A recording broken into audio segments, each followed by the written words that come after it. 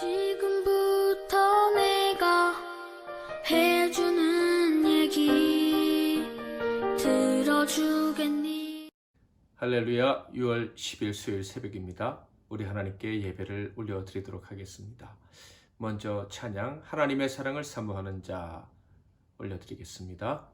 하나님의 사랑을 사모하는 자, 하나님의 평안을 바라보는 자, 너의 모든 것 창조하신 우리 주님이 너를 얼마나 사랑하시는지 하나님께 찬양과 경배하는 자, 하나님의 선하심을 닮아가는 자, 너의 모든 것 창조하신 우리 주님이 너를 자녀 삼으셨네. 하나님 사랑의 눈으로 너를 어느 때나 바라보시고 하나님 인자한 귀로서 언제나 너에게 기울이시니 어두움에 밝은 빛을 비춰주시고 너의 작은 신음에도 응답하시니 너는 어느 곳에 있든지 주를 향하고 주만 바라볼지라. 아멘. 오늘은 고린도전서 6장 12절부터 20절 말씀을 상고하겠습니다. 하나님께서 주신 은혜의 말씀은 고린도전서 6장 12절에서 20절 말씀이 되겠습니다. 오늘은 제가 12절만 봉독해 드리겠습니다. 모든 것이 가하나 다 유익한 것이 아니요 모든 것이 내게 가하나 내가 무엇이든지 얽매이지 아니하리라. 아멘. 오늘은 유익한 것만 선택하라, 유익한 것만 선택하라 라는 제목으로 하나님 말씀을 상고하겠습니다. 대부분의 성도들이 다 잘 알고 있고 또 아주 좋아하는 말씀이 있습니다. 로마서 8장 28절 말씀이죠. 우리가 알거니와 하나님을 사랑하는 자 곧 그의 뜻대로 부르심을 입은 자들에게는 모든 것이 협력하여 선을 이루느니라. 이 말씀은 하나님을 신뢰하는 자들에게는 너무나도 큰 힘이 되는 말씀입니다. 그리고 실제로 경험되어지는 말씀이죠. 그래서 이 말씀은 우리가 항상 기뻐해야 하고 감사해야 하는 이유를 잘 설명해주는 말씀이다. 요약해주는 말씀이다 라고 할 수도 있겠습니다. 하나님께서 모든 것을 선이 되도록 해주신다. 얼마나 감사한 것입니까? 믿음의 조상 아브라함의 삶만 보더라도 정말 하나님이 이런 일을 행하셔요. 가지 말았어야 될 애굽으로 아브라함이 갔습니다. 거기서 두려워서 아내를 누이라 속이고 빼앗길 뻔하기도 했죠. 그런데 하나님은 결국 거기서 복을 받고 돌아오게 하셨습니다.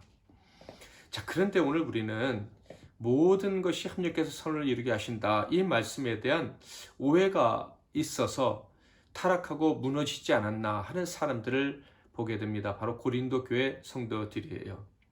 그러니까 오늘 말씀을 자세히 보면 모든 것을 합력해서 선을 이루시는 하나님을 믿는다고 할 때 그것도 마귀의 꾀임에 빠져서 잘못 이해하고 이 말씀 때문에 넘어질 수도 있다 하는 것을 우리가 생각해야 된다 하는 것입니다. 고린도전서 6장 12절 볼까요? 모든 것이 내게 가하나 다 유익한 것이 아니요 모든 것이 내게 가하나 내가 무엇이든지 얽매이지 아니하리라. 사도 바울의 교훈은 우리가 정말 유의해서 잘 들어야 될 교훈입니다. 그래, 모든 것이 가능해. 그러나 모든 것이 유익한 것은 아니야. 이런 얘기예요. 무슨 이야기입니까? 하나님께서 택하신 사람들, 하나님을 사랑하는 사람들, 그 사람들은 합력해서 선을 이루게 하신 하나님을 경험하게 될 거야. 하나님은 사랑하는 자녀를 절대 포기하지 않기 때문이지. 그러나 하나님이 우리에게 선을 베푸신다고 해서 함부로 행동해서는 안 돼. 이게 사도 바울의 교훈인 것입니다. 합력해서 선을 이루어 주신다고 마음대로 행동했다가는 큰일 난다. 이런 말씀이죠. 고린도 교회의 교인들은 크게 성공한 교인들입니다. 그들의 교회가 부흥했고요.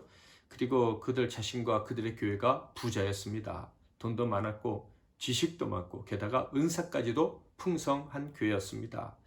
그래서 그들은 합력해서 선을 이루시는 하나님에 대한 신뢰가 컸을 것이다 라는 생각이 듭니다. 그래서 자신감도 넘치고 우리는 모든 것을 다 할 수 있어 뭐 이런 생각을 하지 않았을까. 그런데 놀랍게도 이 교회는 분쟁하는 교회가 되고 말았다. 그 교회 일꾼들은 상급을 받을 수 없는 지경에 떨어졌다. 사도 바울의 평가였습니다. 교인들이 생명 걸고 복음 전하고 교회를 세웠던 교인들이 나뉘어져서 싸웠다. 왜 이런 일이 일어났다고 했습니까? 내가 옳다, 내가 더 옳다, 내가 주장해야 되나, 내가 왕이어야 된다 하는 생각이 들었기 때문이다 그랬죠.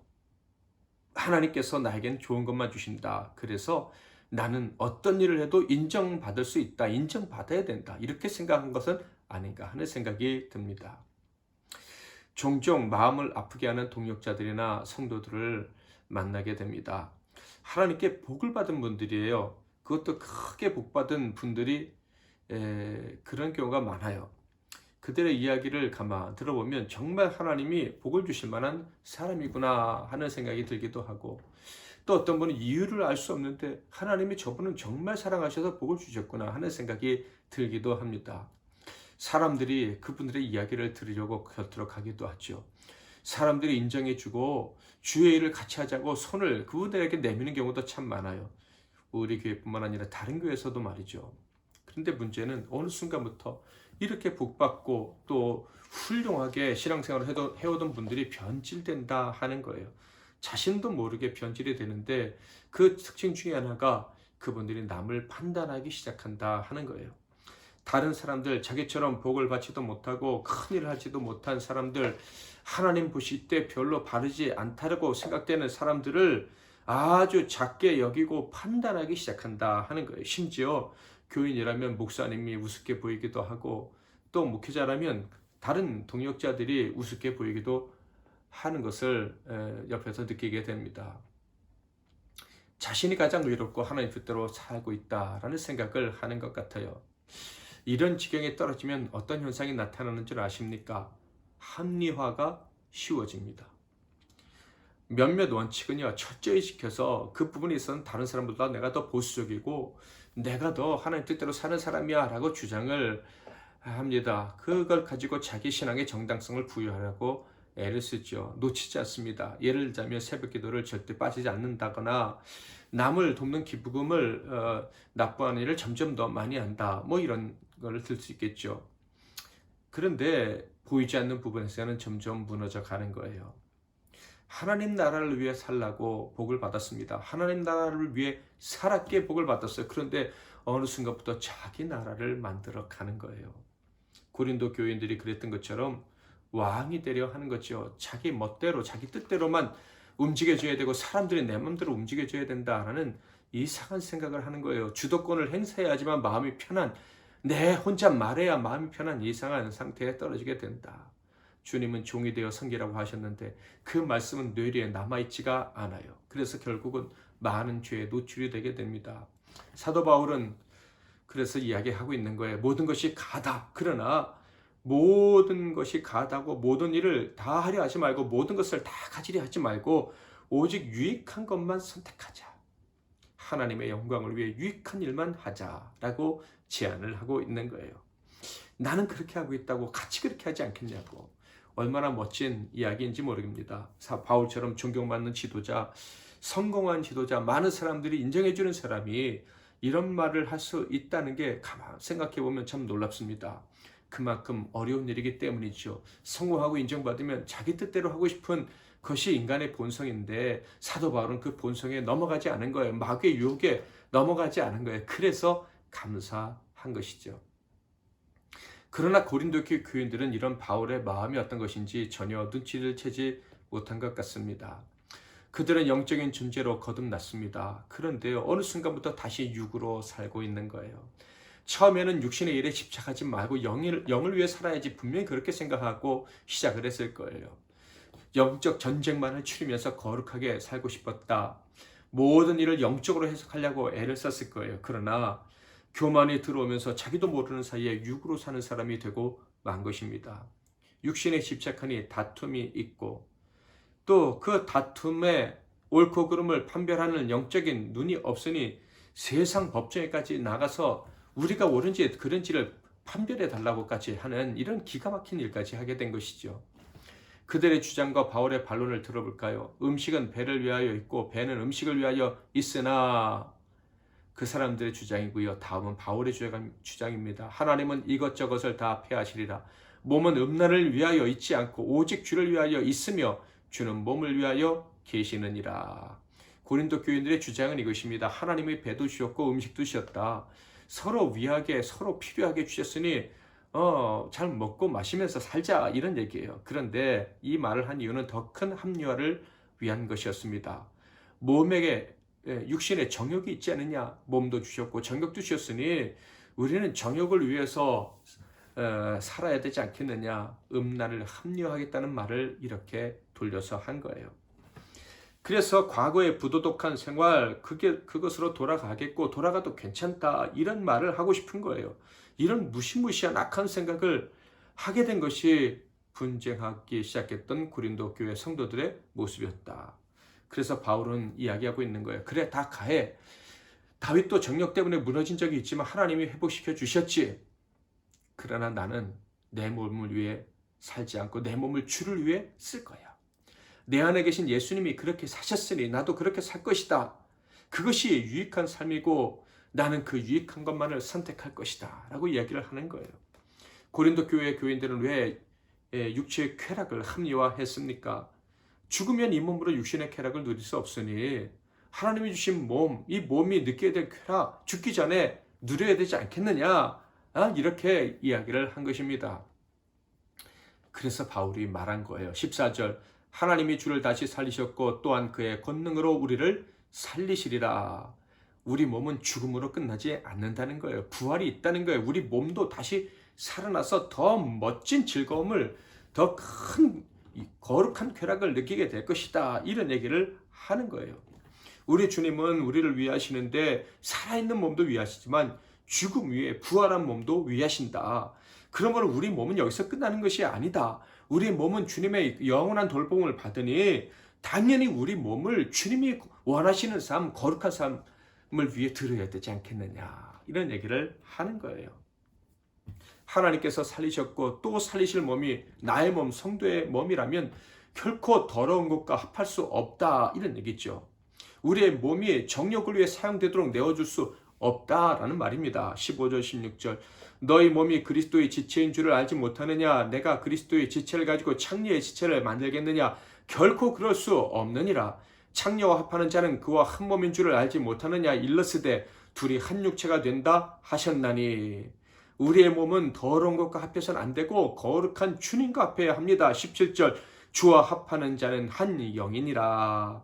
우리가 지금도 영이고 앞으로도 영이고 거룩한 영으로 우리의 몸과 합해서 살 것이므로 우리의 몸도 주님과 합해야 된다. 이런 것입니다. 우리의 몸이 오직 하나님의 영광이 되어야 된다는 것이죠. 음행을 피하라. 사람이 범하는 죄마다 몸 밖에 있거니와 음행하는 자는 자기 몸에 죄를 범하느니라. 너희 몸은 너희가 하나님께로부터 받은 바 너희 가운데 계신 성령의 전인 줄을 알지 못하느냐. 너희는 너희 자신의 것이 아니라 값으로 산 것이 되었으니 그런즉 너희 몸으로 하나님께 영광을 돌리라. 어떻게 우리 몸으로 하나님께 영광을 올려드릴까? 정욕을 따르지 않는 거죠. 교만에 속아서 나를 주장하거나 나의 욕심을 위해 다투거나 합리화하지 않는 것입니다. 오직 거룩한 삶, 영적인 삶을 선택하고 그것이 유익한 줄 믿고 살아가는 거예요. 영적 싸움 외에는 절대 하지 않는 것입니다. 육적 싸움은 철저히 피하려고 애를 써야 하는 거예요. 저와 여러분은 모든 것을 합력하게 해주시는 주님을 위해 살 사람들입니다. 하나님과 교회와 우리의 거룩한 몸과 영혼을 위해 유익한 것만을 선택하는 삶을 살아야 할 것입니다. 그 삶을 선택할 수 있기를 주님의 이름으로 축원합니다. 세상이 더러운 것들을 합리화하고요. 그것이 마치 사람이 사람답게 사는 것처럼 이야기를 합니다. 그러나 사람이 사람답게 살려면 죽음 위에 부활에까지 이르러야 되는 거예요. 거기까지 이르기 위한 믿음의 길을 가는 저희들은요, 결코 육신을 더러움에 내어줘서는 안 될 것입니다. 합력해서 선을 이루실 줄 아는 믿음이 우리에게 있기에 더더욱 이렇게 더러운 자를 거룩하게 하게 하신 하나님을 기쁘시게 해드리기 위한 유익한 선택을 해야 할 것입니다. 하나님의 사랑을 사모하는 자 한 번 더 찬양하겠습니다. 하나님의 사랑을 사모하는 자, 하나님의 평안을 바라보는 자, 너의 모든 것 창조하신 우리 주님이 너를 얼마나 사랑하시는지 하나님께 찬양과 경배하는 자, 하나님의 선하심을 닮아가는 자, 너의 모든 것 창조하신 우리 주님이 너를 자녀 삼으셨네. 하나님 사랑의 눈으로 너를 어느 때나 바라보시고 하나님인 자 한 귀로서 언제나 너에게 기울이시니 어두움에 밝은 빛을 비춰주시고 너의 작은 신음에도 응답하시니 너는 어느 곳에 있든지 주를 바라고 주만 바라볼지라. 주만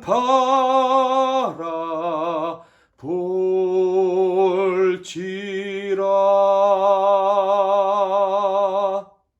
아멘. 기도 제목을 드리겠습니다. 첫째로는 오늘 하루의 삶 속에서 유익한 것과 그렇지 않은 것, 그것을 구별하여 살아갈 수 있도록 도와달라고 기도하겠습니다.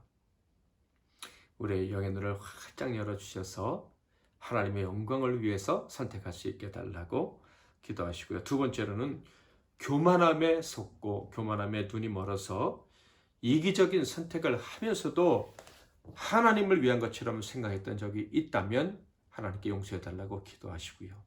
늘 겸손한 마음으로 주님 마음 위해서 살아가는 자가 되게 해달라고 기도하겠습니다. 주님만 위해 살아갈 때 옆에 있는 분들을 귀하게 여기고 그들을 왕처럼 섬길 수 있는 겸손한 마음도 달라고 기도하겠습니다. 세 번째는 오늘 하루의 삶과 또 오늘 하루의 삶 속에서 우리가 마땅히 순종해야 되고 또 감당해야 될 사명들을 생각하면서 잘 살게 해달라고 기도하겠습니다. 제가 잠깐 기도하고 여러분 각자 기도하시다가 주기도문으로 마치시길 바랍니다. 하나님 아버지, 우리에게 하늘의 은혜를 주셔서 모든 것이 합력해서 선을 이루는 복을 누리게 해주시니 감사합니다. 하나님, 우리가 이 놀라운 복을 받았는데 이 복을 주신 하나님의 은혜를 잊어버리고 방종할 때가 있었음을, 교만하게 행할 때가 있었음을 고백하며 회개합니다. 하나님이 범사에 합력해서 선을 이루게 하셨으니 어찌하여 나 같은 자에게 이런 은혜를 주셨나 생각하며 더 두렵고 떨림으로 구원을 이루게 하옵소서. 모든 것이 가하나 이제는 유익한 것만 선택하겠노라 결단하고 성숙한 믿음의 길을 걸어가는 우리 모두 되게 하옵소서. 오늘 하루도 유익한 것들을 선택하며 살아가는 우리 모두가 되기를 바라며 예수 그리스도의 이름으로 기도하옵나이다. 아멘.